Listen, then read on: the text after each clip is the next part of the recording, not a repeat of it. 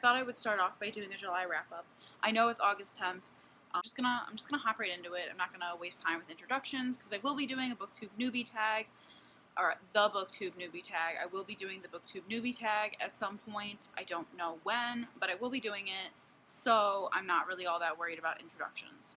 But for your purposes, my name is Emily. I am Paperback Emily. For the month of July, I read 7 books with a total of 2,902 pages, which, 7 books is pretty good for me. Usually I read anywhere from like 4 to 10 books. So let's just get into it. The first book that I read this month was The Astonishing Color of After by Emily X.R. Pant. This book was really, really good. It took me a little bit to get into it. It was just a little bit slow, but once I got into it, it was really moving and really beautiful and really well written. The Astonishing Color of After is about Lee, whose mother commits suicide and ultimately turns into a bird, a big red bird, and nobody believes Lee that her mother is now a bird. Lee thinks that her mother, the bird, is telling her to go to Taiwan to meet her parents. Lee is half white and half Taiwanese. Her mother was Taiwanese, and she left Taiwan and her parents and family in Taiwan, but Lee doesn't really know why, and her mother won't really talk about it. So when Lee's mother dies, Lee decides to go to Taiwan to meet her grandparents with her father, whom she doesn't really get along with. This book really just follows Lee's journey into learning more about her mother, about where she came from, and the dark secrets that her mother had regarding her family. This book is really beautiful. It's written in a way that uses a lot of colorful imagery. Lee associates colors with feeling. It really adds to how beautiful it is. I gave this book 4 stars. It was a little bit slow to get into, but once I got into it, I was like, yo, this book's really good. I really like this book. I read Thunderhead by Neal Shusterman.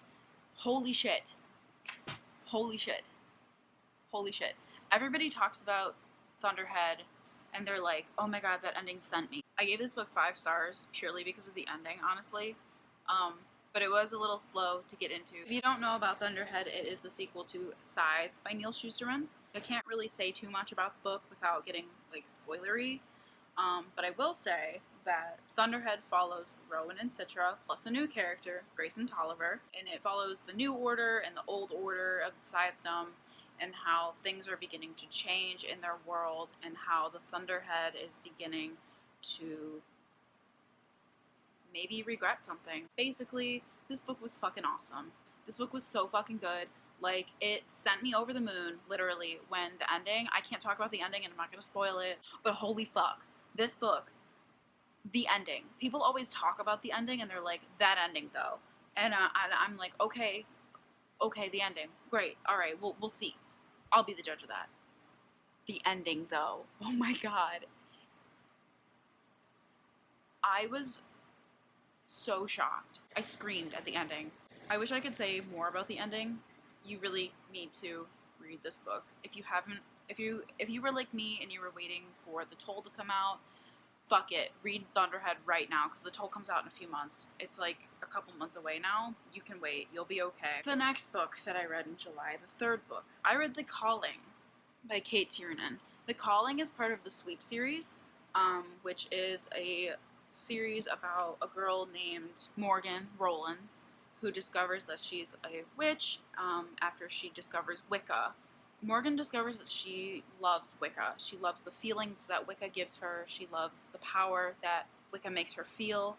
And then she in the later books, discovers that she's a blood witch, which means her mother and her mother before that, and all her family members were blood witches and had actual magic running through their veins. The book series gets a little bit paranormal after she discovers that she's a blood witch. The reason I have an issue with the series is because I don't like the fact that they refer to Wicca going back thousands of years, because I do believe that Wicca was invented in the mid 20th century. I do believe it was started as a religion. Wicca is a religion, witchcraft is a practice. So the reason I have a lot of problems with this book is because it kind of confuses Wicca with witchcraft, and that can be harmful to Wicca as a religion. However, this book was written in 2001, which is, I was 4 in 2001, so like I was 4 years old. So this book is really dated, and there's a lot of things that happen in this book. Like there's a lot of tropes in this book that are quite dated. This is like pre-YA, this is pre-Twilight. So, I mean, there's a lot of things that are way outdated in this series. But I picked it up because, you know, each book is it's less than 200 pages. So they're really quick to read. So I read so there's 3 volumes in this book. There's The Calling, Changeling, and Strife. I read The Calling. I hated it. It was awful. I'm just gonna be honest. Morgan was a fucking idiot in this book. She was so immature, and she was so stupid, and she pissed me off the whole time. She just kept making these decisions. All her friends were getting pissed off at her, and she's like, why are my friends so mad at me? And I'm like, Morgan, because you're being a fucking idiot and you're not listening to them. That's why they're mad at you, you dumb bitch. So, yeah, I had really strong feelings. And then the ending of this book, which I'm not really going to talk about in detail, Morgan did this thing. All her friends were like, Morgan, don't do this thing. If you need our help, please call us. Like, we will help you. You could get hurt. You could get seriously hurt or killed. And Morgan was like, I'm a blood witch. I'm so powerful. Blah, blah, blah, blah, blah. So she goes and does the thing, and she almost dies. Almost dies in like every book, so that's not really a spoiler. Yeah, she's a dumb fucking idiot in this book, and oh my god, I want to punch her in the face. And then there's something that happens at the end. I don't know if I should say, but it's a really icky trope. It's like, it's not the miscommunication trope. It's the trope where, you know, you leave somebody for their own good. So I'll just say that. So I don't really think anybody's going to pick this book up based on my recommendation. I found these books through Amazon. It was an Amazon recommendation, actually. That's how I picked up these books. I don't know when I'm going to pick up the next book in the series. I might pick it up this month. I don't know. I've heard that she only gets more annoying from here. The 4th book that I read this month is Corrupt by Penelope Douglas. This book was weird.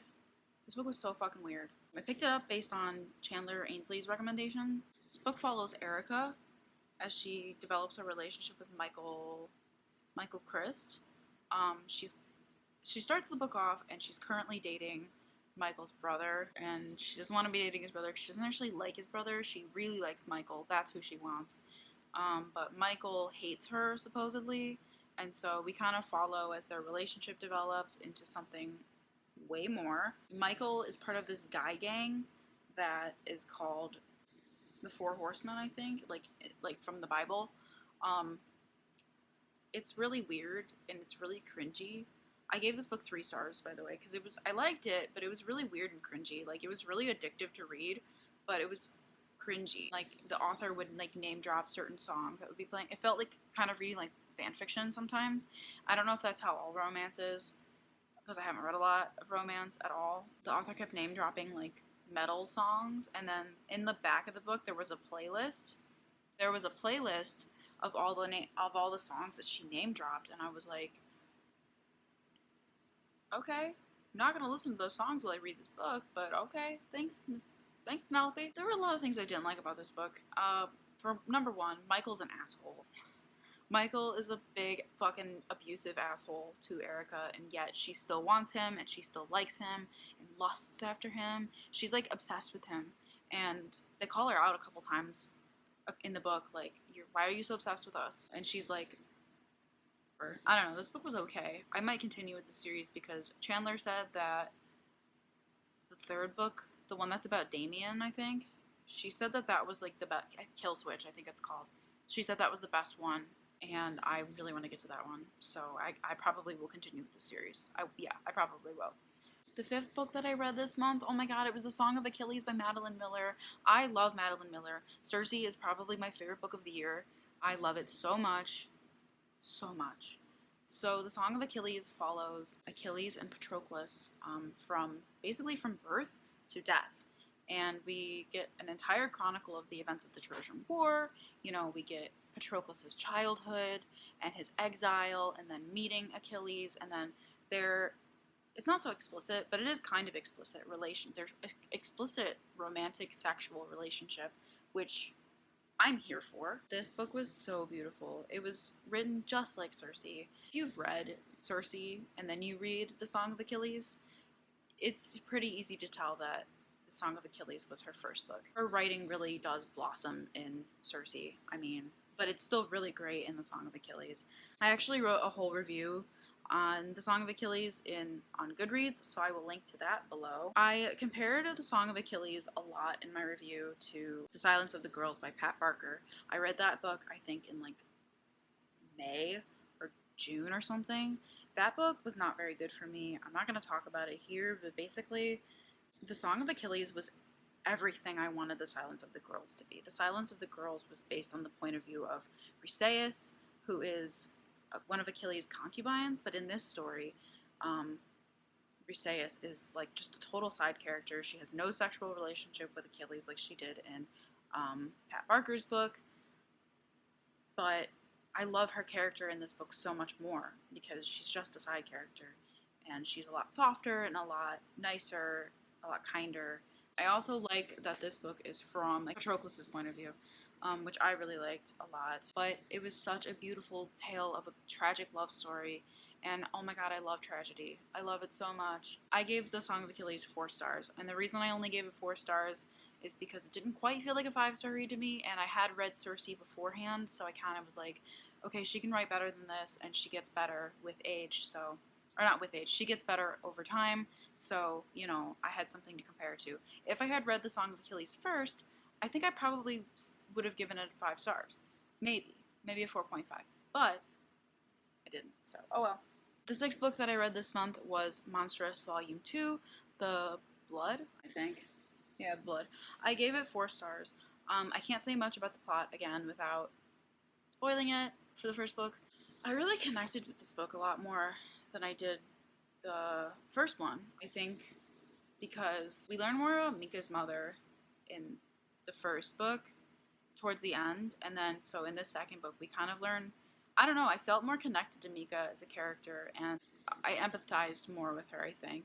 And god, I can't get over the art style. I wish I had the book to show you guys the art style, because the art style is so beautiful and it's just so well illustrated, and I love the colors. I love the steampunk influenced art style. It's just so incredible.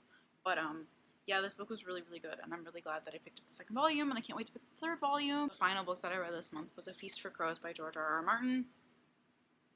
I wrote a whole ass review on Goodreads. It was like, I'm not even kidding, it was like 1,000 words long. It was like longer than some of the papers that I've written for school. I mean, I just had so much to say. Feast for Crows follows the women of Westeros. Daenerys is not in this book.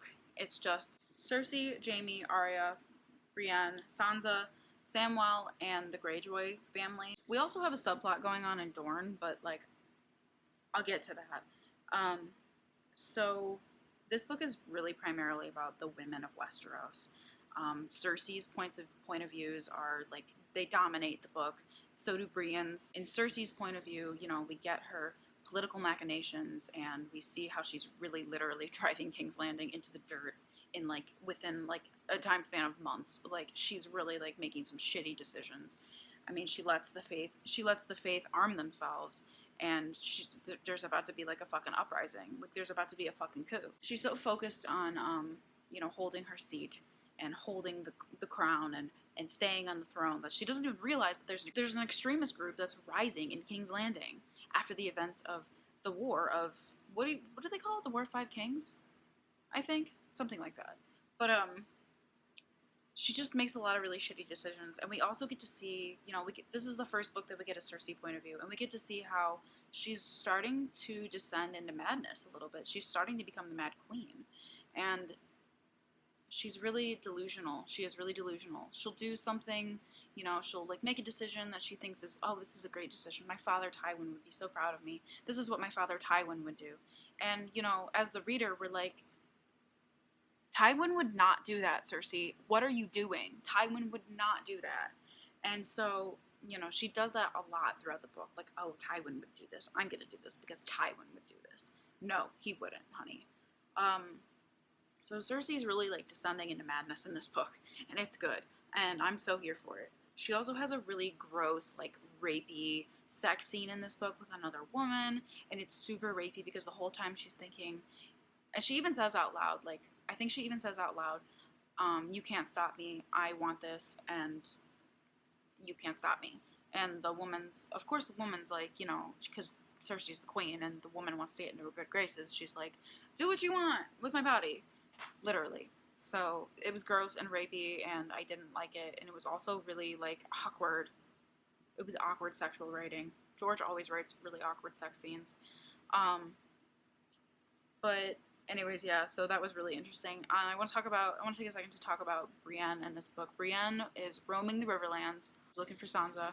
The difference between the book and the show is, I think in the show she actually gets to meet Sansa in the Riverlands, but in this book she does not meet up with Sansa. She's roaming the Riverlands, and you really get to see the haunting, harrowing imagery of the Riverlands.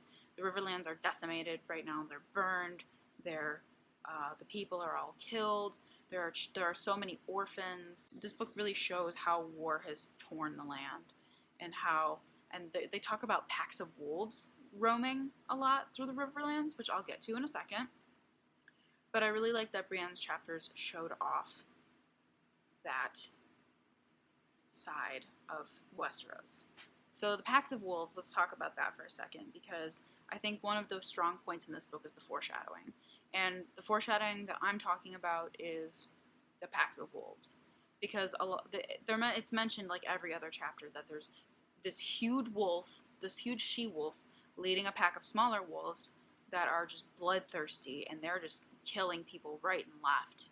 And if you've seen the show, you know what happens. I'm not going to spoil it, but you know who comes out on top.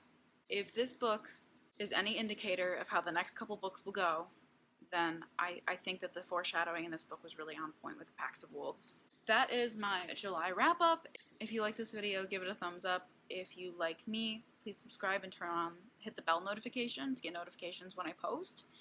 I heard that it helps your channel when you say that, or when people do that. I will leave links to everything that I've mentioned, every review that I mentioned, channels that I mentioned. I'll leave that down below.